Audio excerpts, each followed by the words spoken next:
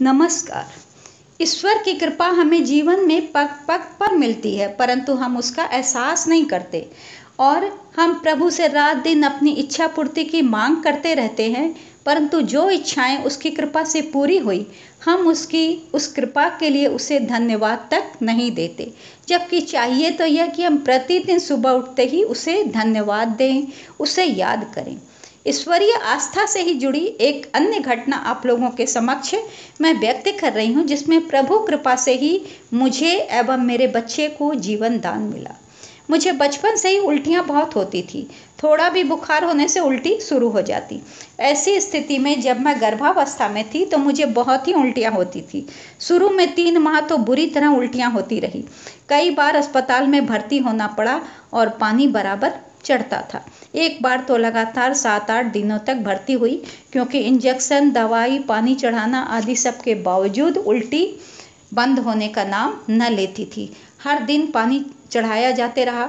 अंततः परेशान होकर एक दिन डॉक्टर ने कहा कि इतने दिनों भर्ती रख कर भी यदि उल्टी पर नियंत्रण नहीं होगा तो मैं 1-2 दिनों बाद गर्भपात कर दूंगी, अन्यथा अगर थोड़ा भी उल्टी कम हो जाएगी तो मैं गर्भपात नहीं करूंगी, क्योंकि इतनी अधिक उल्टी होते रहने से इनकी जान को भी खतरा है। मैंने इतने केस देखे हैं, उल्टी होती है, परंतु इस तरह उल्टी वाला केस मैंने पहली बार ही देखा है। गर्भपात की बात सुनकर मैं बड़ी दुखी हुई। इतने दिनों तक कष्ट भी पाई और अब गर्भपात, फिर अगली बार कहीं गर्भ रहा और फिर यही स्थिति रही, तो क्या मैं कभी मां न बन सकूंगी? ईश्वर से अपनी उल्टियां रोकने हेतु मैं प्रार्थना करने लगी।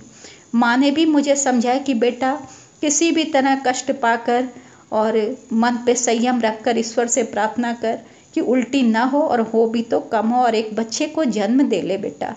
मेरी भाभी ने भी मुझे समझाया कि मुकुजी जी, 3 माह ज़्यादा उल्टी होती है, ज़्यादा परेशानी होती है, फिर उल्टी थोड़ी कम हो जाएगी। आप भगवान पे भरोसा रखिए और जितना हो अपनी ओर से पूरी कोशिश कीजिए कि उल्टी कम हो, बल्कि ज़्यादा हो भी रही हो तो थोड़ा बहुत डॉक्टर को कम ही बताइए। इस तरह के संकल्प से और ऐसा करके मेरी उल्टी जो थी वो कुछ कम हुई। ईश्वर की कृपा से उल्टी पे थोड़ा नियंत्रण हुआ और कुछ मैं डॉक्टर को सही बात नहीं बोली। कई बार उल्टी होती तो उसे कुछ कम बताती। फिर इस तरह 3 माह बाद उल्टियाँ थोड़ी कम होने लगी और 7वां महीना आ गया। 7वें महीने में मेरी तबीयत फिर बिगड़ गई। डॉक्टर ने अल्ट्रासाउंड किया तो पता चला कि इतने माह तक बराबर उल्टी होते रहने की वजह से ओल नाल बच्चे के माथे में कई लपेटों में पड़ गई है। तो नाजुक हालत देखकर डॉक्टर ने पहले ही कह दिया कि मैं बच्चे और उसकी माँ दोनों को बचा पाऊंगी कि नहीं, इस बात की गारंटी नहीं दूंगी, क्योंकि ऐसे केस में 1000 में एक ही जच्चा बच्चा बच पाते हैं। हर एक को बचाना संभव नहीं हो पाता है। इतने माह कष्ट से गुजारने के बाद डॉक्टर की इन बातों को सुनकर मुझे दुख तो बहुत हुआ, परंतु अब ईश्वर से प्रार्थना करने के अतिरिक्त मेरे पास और कोई चारा न था।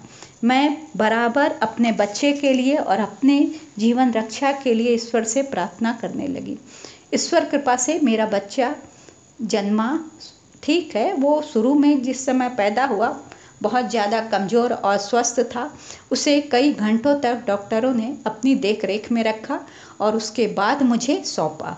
तो आज मैं और मेरा बच्चा जो दोनों सुरक्षित रहे, वो ईश्वरीय कृपा ही थी। तो मैं उसकी कृपा को कभी भूल नहीं सकती और उस प्रभु को कोटि कोटि नमन करती हूँ। धन्यवाद।